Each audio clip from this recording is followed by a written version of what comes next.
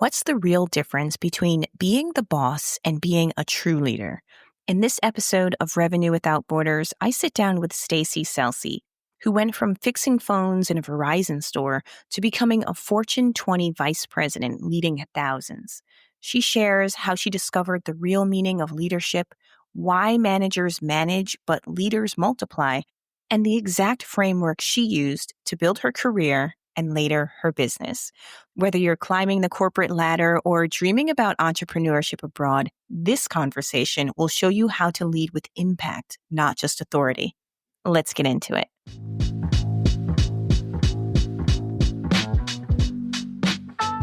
Stacie, welcome to the show. It's great to have you on. Thank you for having me. So excited to talk to you today about leadership. But before we get into that, can you tell me a little bit about your background and how you stepped into the work that you currently do now, which is really focused on leadership? I actually started off in an entry-level role working for a Fortune 20 company known as Verizon. And I started off fixing phones and helping customers with their billing issues and really worked my way up to almost every level. I was able to move around with the company and lead teams in the Carolinas, Indiana, Chicago, Illinois. Wow. And at what point in all of that, so you're in corporate America, climbing the ladder, et cetera, at what point did you realize the importance of leadership? So I realized the importance of leadership when I was in a sales rep role. So I worked in a store on Long Island in New York, and we had to work together as a team to get things done, right? Because when you work in these sales positions, you have certain revenue targets that you have to hit. And not only for yourself individually, but for the store overall. And so we had revenue targets we needed to hit, and we needed to work as a team to get there. And so my leadership really kicked in day one, stepping into that sales position to make sure that as a team, we were succeeding and hitting those targets.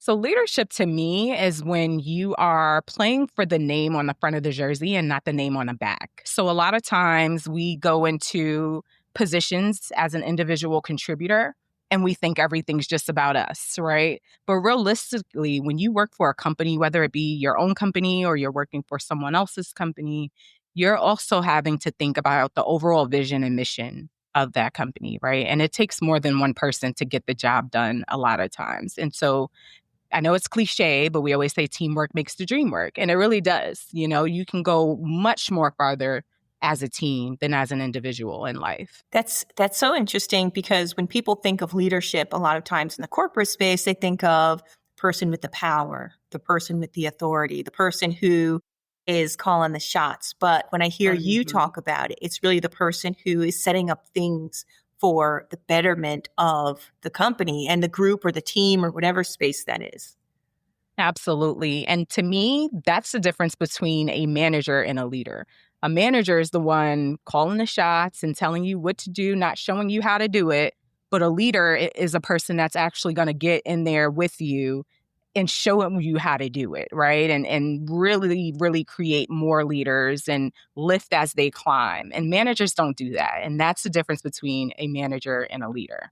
What I wanted to kind of talk about is what leadership means for entrepreneurs, because a lot of times people are in this corporate space and they're climbing the ladder and they're thinking kind of like I did, like, oh, I could do this better. Or if I was the boss, I'd do it this way, or I would do it this way. Can you talk a little bit about what your thoughts are on that? Yeah, so I think leadership for entrepreneurs is interesting, right? Because as an entrepreneur, you are literally doing almost everything, right? And that's why I think it's very important. I tell entrepreneurs all the time, hey, you may be in the early stages of building your brand, building your business, but you should run it the way that a lot of corporations run their business.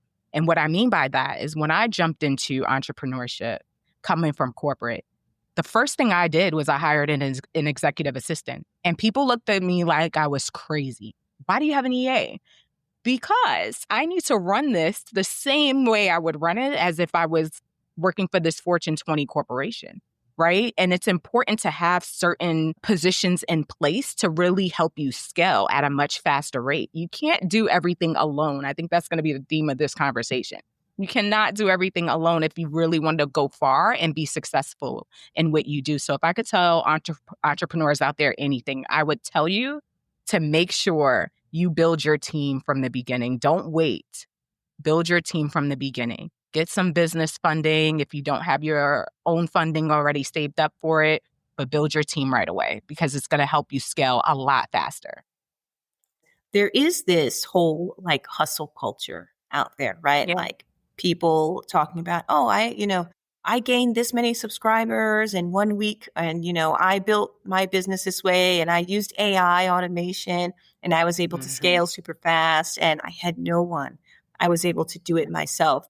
The reality is, and what I've experienced is that there's so much to learn as an Yeah. entrepreneur. It doesn't matter like if you're coming from sales or marketing or Yeah. legal like me, like you hit the ground as an entrepreneur, you've got to learn a lot because Yeah. that team isn't there. But what you're talking about is getting in the right people to support you, maybe so you have more space to learn and to do things.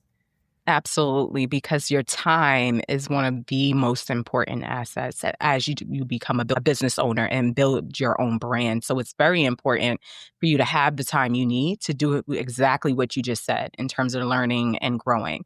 And if you're doing everything yourself, it's going to take away from that time that you need to learn and grow in business. So it's very, very important for you to kind of get that support system from the beginning. Very important. And support is actually one of my 4S framework pillars, but we'll get into that at some point. Traditionally, people think that leaders are those who have all of the power in their hands and they call the shots. But I've also seen, frameworks and discussions around the fact that leaders are servants and leaders are people who are listening to the team. And what are your thoughts on that balance of power between the group of employees and then the leader themselves? Yeah, so there's a certain level of power that's going to come with that leadership position, right? And you've earned that. But it's what you do with that power.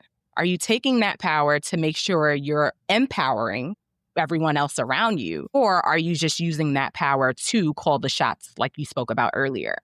Because if you're doing the latter, then you're doing it all wrong. Right. So we have to make sure we're creating more leaders. We have to make sure we're empowering the team at all aspects of the game here. And it's important because that's how you innovate.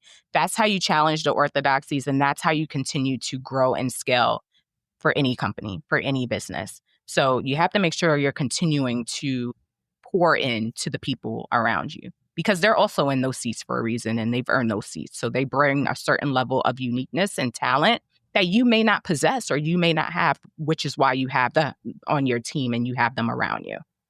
Yeah. Some people who are in the corporate space right now, let's say they're working a 9 to 5 and they're not Mm-hmm. a leader. They're Yeah. a team player. Maybe they're a junior level or a mid senior level. And I say not a leader in the terms of not a manager, I should say, not a leader, but they have that seed inside of them that, hey, I can do this. I can build something. I can grow. What do you think are, and then probably getting into the 4S framework, what do you think are sort of the things they should be thinking about in order to really tap into that inner leadership and to become that leader? Look, leadership is just a title, right? They could be really exuding all of those leadership qualities and just don't have the title just yet. And so that is where we jump into the 4S framework. So support is a really big thing internally and externally. What does your support system look like? Who are your mentors? Are you mentoring other folks, right? Don't be afraid to reach out to the folks that inspire you and ask them for mentorship or just ask them for a conversation on a quarterly basis. And that will turn into a mentor-mentee relationship. What are you doing from a strive standpoint in terms of how you strive for excellence? So I always tell people, a lot of people strive for perfection.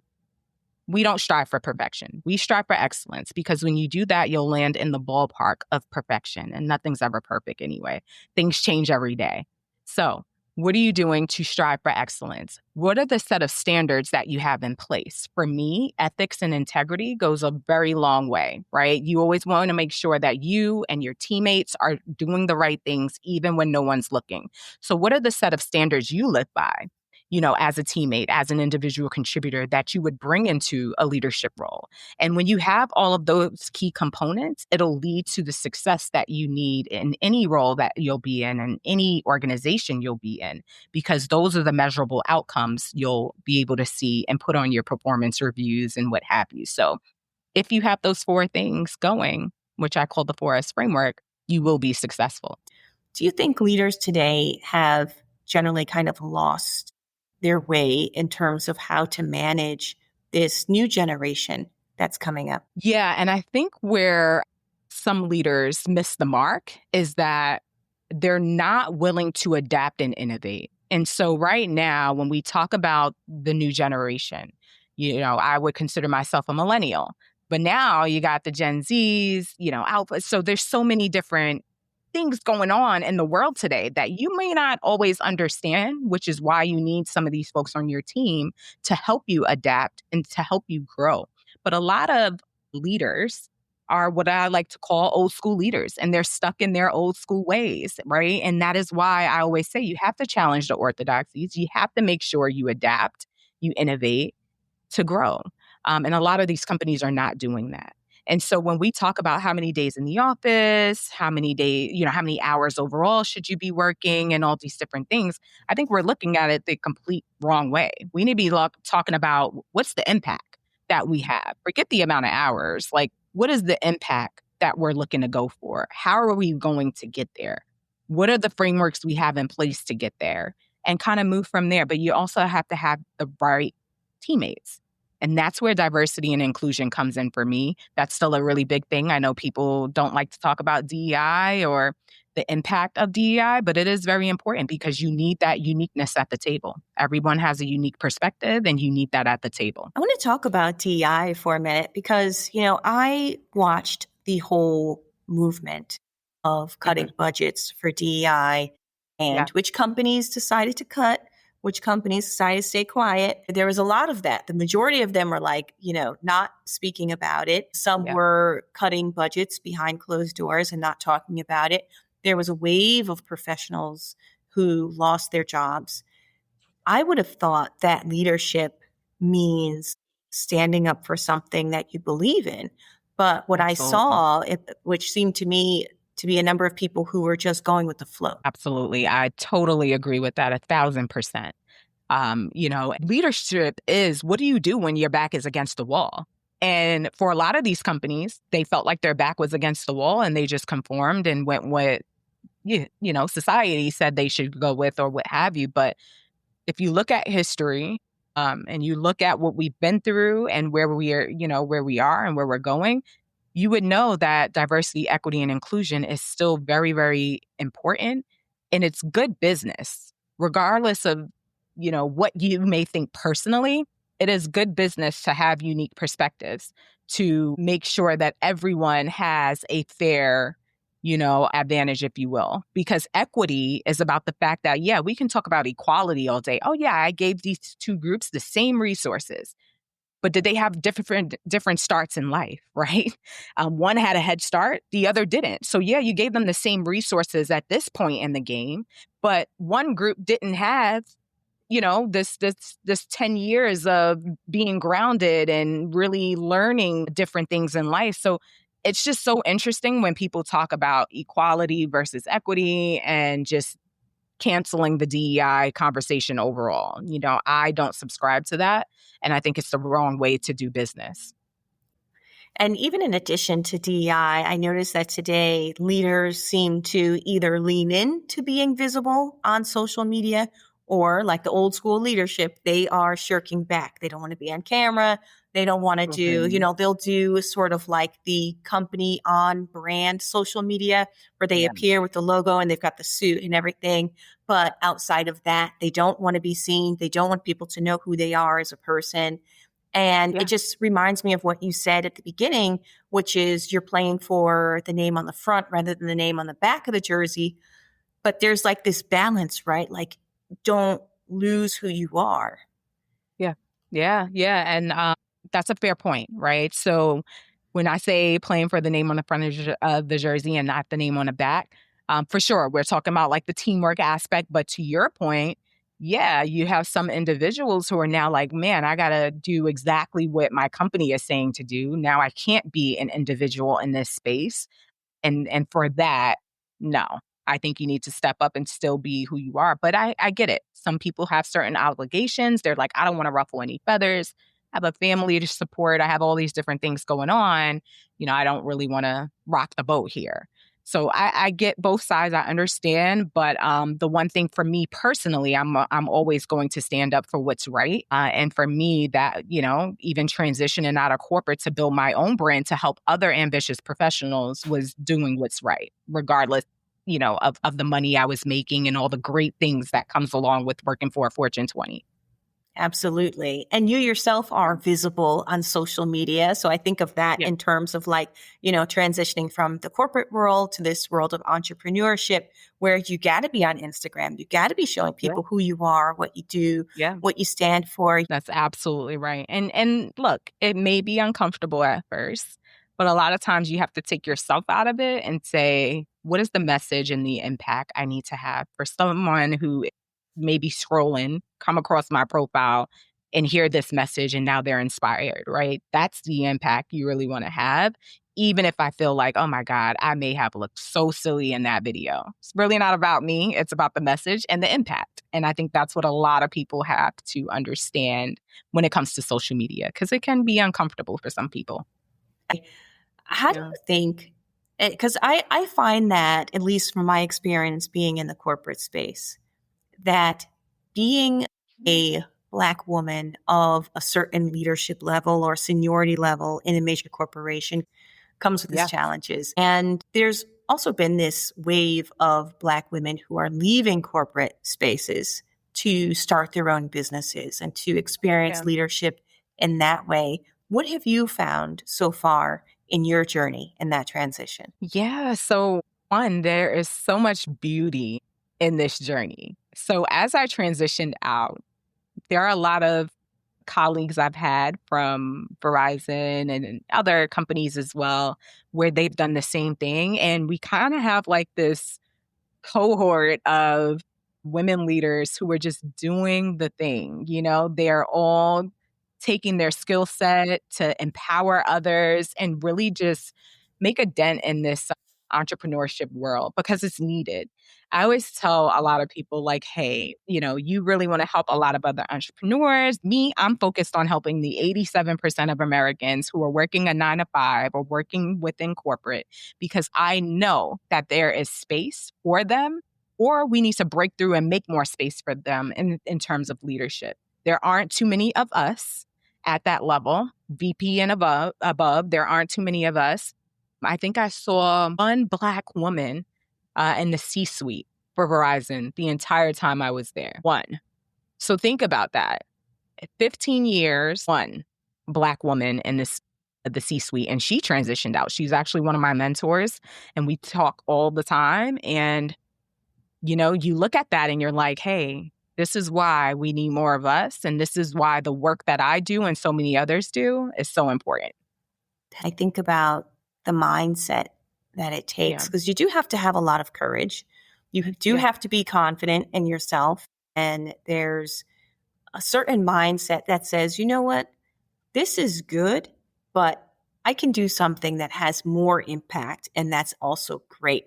Can you talk about that mindset and how does one achieve that type of mindset? well, so I am big on faith. So, for me, I prayed a lot before I made the decision to transition out. But I also stayed grounded in the fact that I knew I was a force to be reckoned with. I knew that I had a huge impact on the company, on the teammates that I was able to help lead and empower. And I knew that from the moment I left and I saw all the reviews from everybody and all the emails and messages. And even till this day, there are websites that you can go on and people are like, oh my God, since Stacie left, it hasn't been the same. And, all these different things. But it just really lets you know the impact that you've had. And I actually had a launch event in New York City for my business.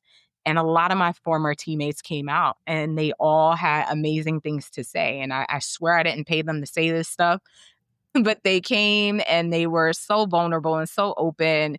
And everyone else in my life was able to see like, wow, this is the impact Stacie really had on, former teammates. And so it takes a lot of faith. It takes a lot of courage, but you have to stay grounded in the fact that, look, you earned the seats that you were in, and you earned the right to go ahead and branch out and transition into entrepreneurship so that you could have a bigger impact on the rest of this world. You Right. never Yeah. know who is watching your journey and is thinking, I want to do that. I want to do what she did, but I'm afraid or I'm hesitant or maybe I don't have what it takes. But when they see you do it, they're like, Yeah. okay, I'm watching her.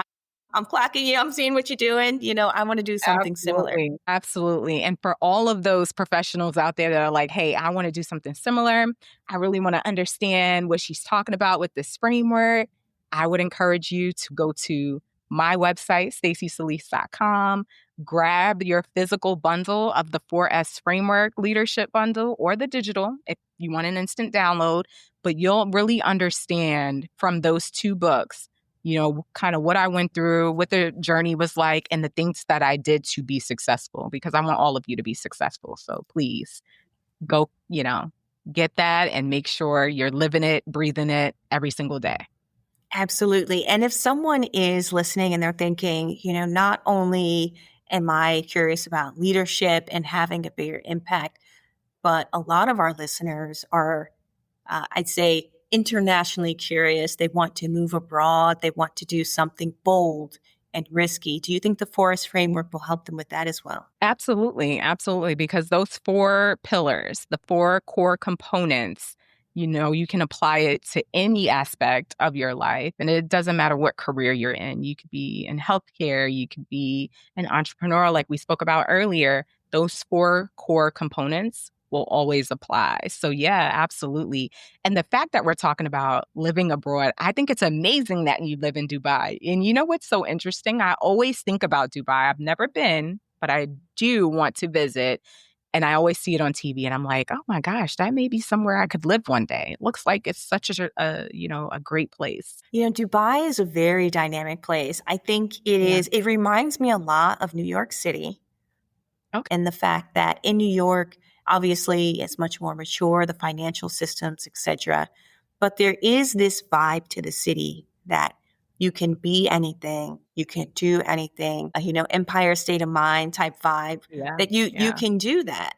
And when I think about leadership, because there is this idea of leadership from the American perspective, and then when you go abroad, every country has all these cultural nuances about what Mhm. leadership is. In China, it's very different. And in Dubai and UAE, it's very different. But I always think that there is this stillness to being a leader. I was Yeah. watching one of your videos and you mentioned something about when a leader enters the room and how Yeah. people can kind of feel that presence. That is something that I think transcends borders. I think that that's something that no matter where you go, when a leader comes in, whether they are a leader that's acknowledged by the group or someone that just people look up to, you can feel that presence. Absolutely. Absolutely. And that's where that confidence comes in. You're walking in with a purpose. So before you even speak, people are looking at you as like, wow, look at this leader walking in here with all of this confidence, with all of this authority, and not in a negative way, but in a positive way. And so, yeah, presence, power, purpose, it's very, very important in how you exude that. But standards, as I was talking about before, is having just like a set of guidelines, right? I wouldn't say like rules, but guidelines that you follow. And so when I was leading a team of 2,800 teammates, we always understood that integrity was one of the number one standards we had in place, right? And like I said before, you want to make sure you're doing the right thing even when no one's looking. And we never wanted an asterisk next to our name because we were a sales team, right? And so anytime a sales team is doing phenomenal, people are like, oh, what are they doing wrong? Let's try to figure out, what's happening here. And I would tell my team, we would never, ever operate in the gray at all. We want to make sure we're doing things the right way. And that is where integrity comes in. That's where respect comes in. That's where having, the right ethics in place comes in, because it's all important and you never, ever want to sacrifice those things for anyone. And that is why the set of standards or guidelines, if you want to call it that, is super important when you are a leader and you're leading a team of people. And even when you're leading yourself, you should abide by something that keeps you grounded. And again, you don't sacrifice that for anyone. And this is how you kind of really become the powerhouse that you need to be. Keep those Because you're standards in place. right, like your name and your reputation, that's part of the value of what you bring. Absolutely. And you see a lot of Absolutely. people out here, watching social media, people get caught up, dating OnlyFans models that are Yep. 19 years old, taking people to Coldplay concerts, Yep. all of Yep. this messy stuff going on. And then you can't bring that confidence when you get on stage because you don't believe in you. Absolutely. And that is why, again, it's so important to have a 4S framework, personally and professionally, because we all just saw what happened personally that influenced the professional side of things, right? So you got to have a set of standards personally and professionally. And that doesn't mean changing who you are in the personal world and, oh, I have to be a certain way because I have a certain position, but it's just making sure you don't compromise or sacrifice your set of standards in any form of fashion, because we all kind of still have that played out live, Yeah, you know? absolutely. Absolutely. And it's messy, right? I mean, nobody wants to be in that situation, particularly in today's day and age of social media. Absolutely. Yep. I wanted to ask you about, the fact that we're talking about leadership and potentially there's someone that's listening that's saying, this sounds great, but I'm not there yet. I'm not a leader. And we've all heard those little voices at the back of our head. What would you say to that person? I would say that while you may not be a leader by title, you may be a leader already, right? There's something inside of you that will help you to attain that leadership title, if that's what you aspire to do. But you may not have recognized it yet. And that's why sometimes you need someone to help pull that out of you and show you that there's so much more. And so when I talk about the fact that 87% of Americans work a 9 to 5 or within corporate, right? And I'm not sure what that percentage may be internationally, but I know it's a huge chunk internationally as well, right? There are a lot of people that work a 9 to 5 job or within that realm. And it's so important that we help you all to really multiply your income, to get it into that increased leadership position and things like that. And that is why I am here to help you. That is why folks who do similar work are here to help you.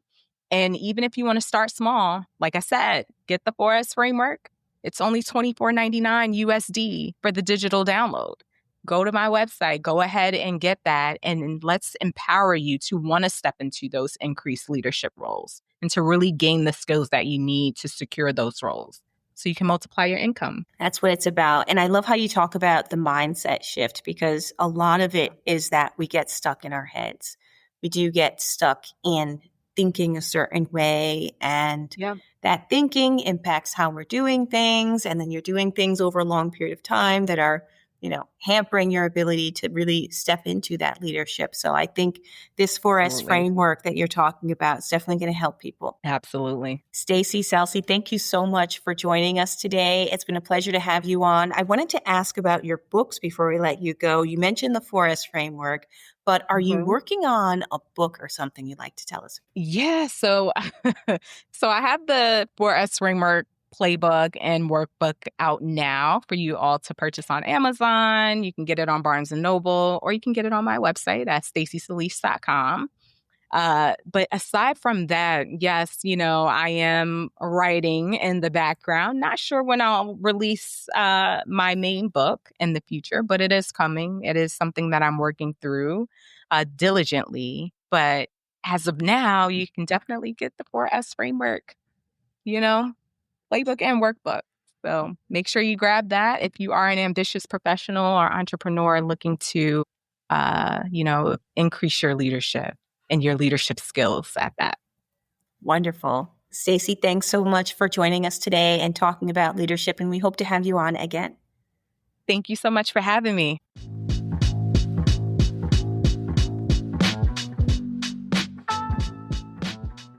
Hey guys, thank you so much for tuning in and listening to today's episode.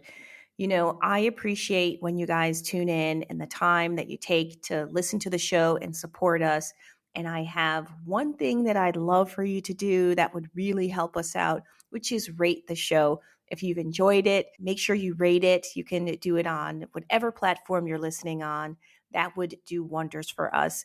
And if you really want to be a super fan and really support the show, there's a link below that you can support us and donate a small monthly contribution, which allows us to continue to create great content for you.